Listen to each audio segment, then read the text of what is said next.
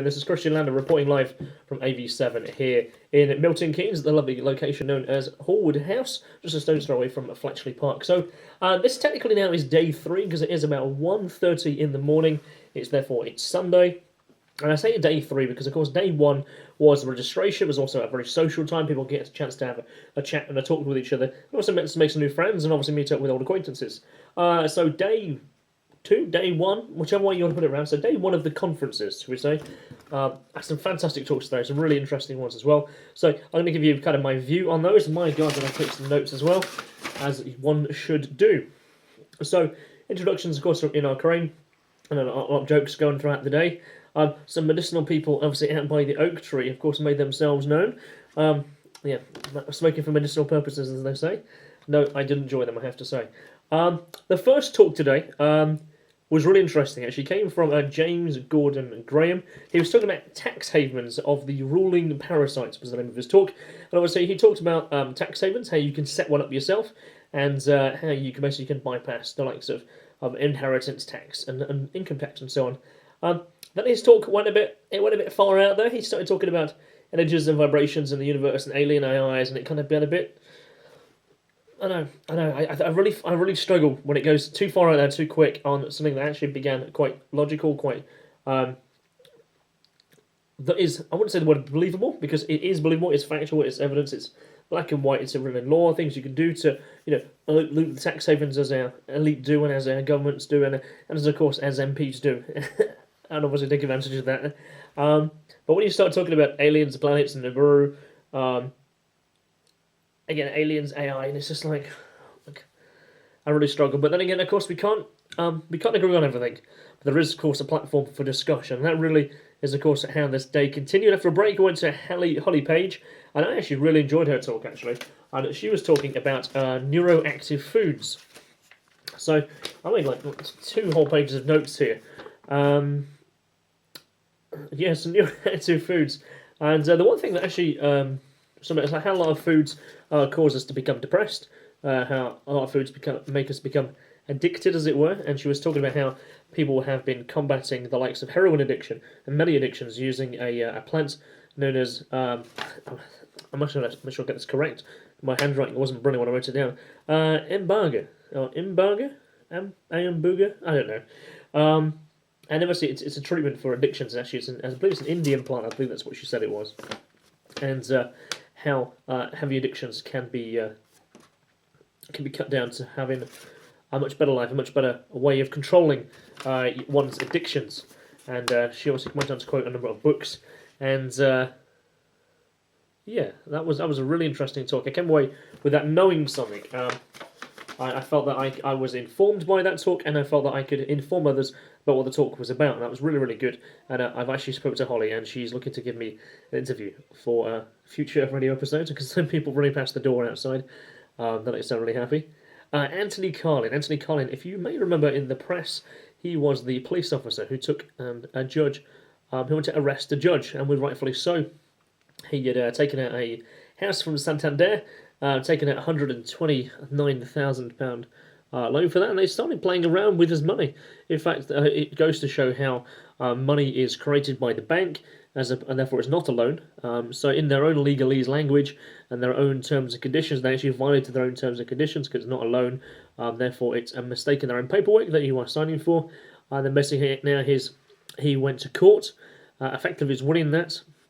However, the judge didn't rule in his favour, because then it would mean that all the banks and so all the mortgages in the UK would literally become default to zero, and literally would crash the market. So the judge took the housing side, took Santander's side, and obviously in the fight of doing so, he made 15 notifications to the judge on the ways that this is illegal and it's unlawful, and how he took steps to do that. And when the judge again didn't take the right side, he then had 5 reasons for rule and arrest of the judge, just the impeachment. He obviously gave me a long list of what they were, those 5 items. And when the constables came, they arrested him. And obviously now he's gone through his prison sentence. And now he's obviously come out from the other side. And I'm actually really thankful he stood by his convictions to do so. and we are in a position, I guess, as an individual people, that that the banks are acting illegally when they actually create a loan and create a mortgage. Next talk actually was Vanessa Beeley. She was really passionate, and her talk was about NGOs, non-government organisations. Are they humanitarians or executioners? Because the actions that they've been doing across, certainly across the Middle East, certainly across Ecuador, Bolivia, Peru, and the actions that these organisations have, actually non-charitable commissions, charitable commissions and organisations that are hedge funded and are funded by corporate interests to go in at perhaps as spies or to gather information or to destabilize said area, and what happens and perhaps why those things are in effect. The brilliant talk actually I did enjoy today was from Dr. William Downing. His conversation, so I apologize, I've got my screen running at the side of me as well. We're talking about the null hypothesis, and his talk, as a talk actually he described that he did not want to give, and his talk really centered around a number of killed scientists, doctors in the US, and their connections between each other. And there's some people have gone ahead and jumped to certain conclusions, and Dr. Dowling actually was looking at it from a professional expert witness sense, and what links these deaths, quite mysterious deaths actually. Not perhaps that all of them are linked, but certain connections are there.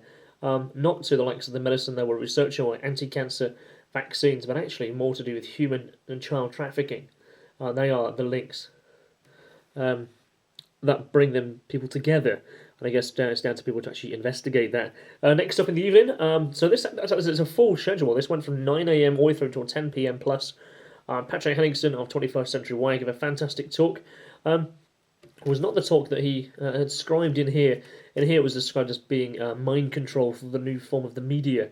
But it's actually talking about a little bit of everything, touching perception, action, Gaza, stories of passion, the US presidential debate, Obama.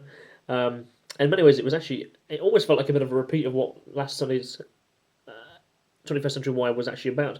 Talking about Obama's last public address, and the kind of hypocritical statements that he was making. The evening finished out with Max Igan talking about decoding the Matrix. A very, very passionate, very driven, motivational talk, really talking about the atrocities that are happening in Gaza, the Gaza Strip, and obviously how he went out there, smuggled his way in through the likes of from Egypt to spend time in Gaza, 3 weeks, I believe he said, and he's been over there many more times, and the atrocities that are happening over there, and the how there in fact is a very legal case due to humanitarian reasons that it's completely and utterly illegal, and how we, as perhaps as a population, as an organisation, as a number of individuals, can rise up and actually just say this is absolutely utterly wrong on the Geneva Article of Convention on Geneva Article Section 4, which is really war crimes, and Israel certainly are conducting war crimes against Gaza, and the really passionate video at the end, very well put together. And a lot of people came away crying. I saw them in the audience doing so. And lots of pictures, lots of bodies, lots of injuries. And what do you got the US and the UK and France and the likes of Germany, even Saudi Arabia, supporting this kind of effectively as a prison camp, a concentration camp in the centre of the Middle East. Very passionate indeed. That rounded us off at 10 p.m. tonight. I think it was a really good talk. There's lots of things to be getting at. I spent dinner with Mike Robinson of UK Column. I got a chance to speak to many other people today. But one thing I will say, I had a conversation this evening that just kind of made me facepalm, right? So the conversation was this gentleman told me that this lady introduced me to this gentleman, and she was very enthusiastic that I spoke to him. And what she was talking about is her description of what he had told her earlier. So I'll repeat the way that she said it, and then I'll tell you what I said to him. So she was like, "Oh my god, that you can't talk to Kristian. Kristian's great. He'll listen to what you have to say." And he talks to bees. What? What? When do we talk to fucking bees? No, okay, I didn't say that.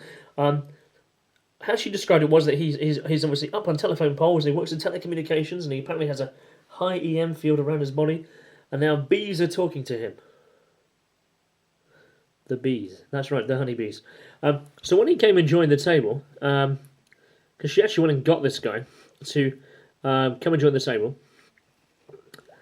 and so I says, Howard, so I've been told that you talk to bees, and he goes, yes, I talk to bees on a daily basis. Like, that's really interesting. I said, so my critical questions were, not to be critical, but the obvious question, when you claim a supernatural ability, you have to kind of back it up. So how does these things work? Okay, I wasn't horrible, and I wasn't mean, but I did ask some very interesting questions. So what they were is, and how do they communicate to you? They talk to me. So do they speak English? Yes. And so you speak English back to them and they understand you? Yes. So what kind of conversations do you guys have? So there's you.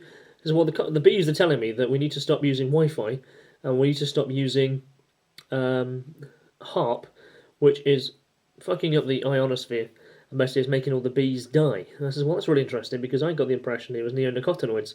And I also spoke to a number of people who are beekeepers and also people who produce mead. And actually, it was a market trader some months ago who told me that one of the other issues is the fact there's lots of the New Agers have taken on collecting bees because they want to produce honey and they want to be all natural. Unfortunately, they have no idea how to look after them, and as such are dying. And not to say that neonicotinoids, and obviously that might not just be the issue, because often an issue with the chemical companies who are playing around with the older chemical pesticides and so on. But this guy was telling me that the bees are telling him that he needs to communicate to the world that we need to stop using Wi-Fi because it's messing around with the bees' sense of direction, and as such they are dying, and they're telling him this on a daily basis. At this point, he then got up from the table and said, "I'm not willing to talk to you anymore." And so everyone's like in shock, looking at me like I've just like killed the room.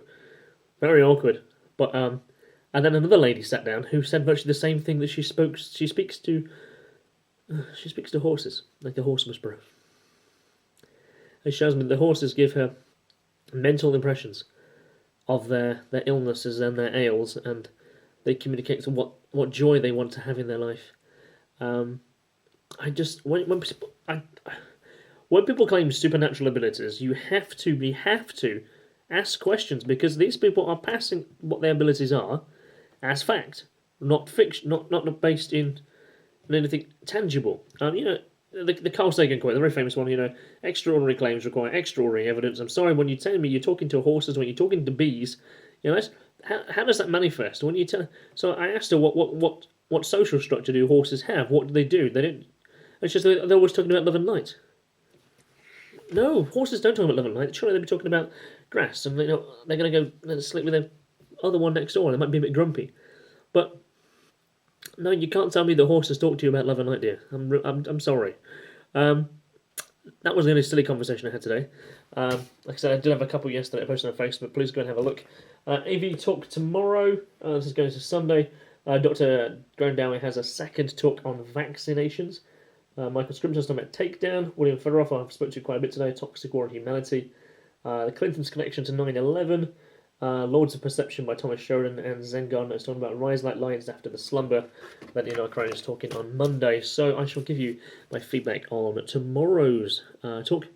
Tomorrow. Anyway, so then, my name is Kristian, and I'll speak to you very soon. Thank you very much for listening.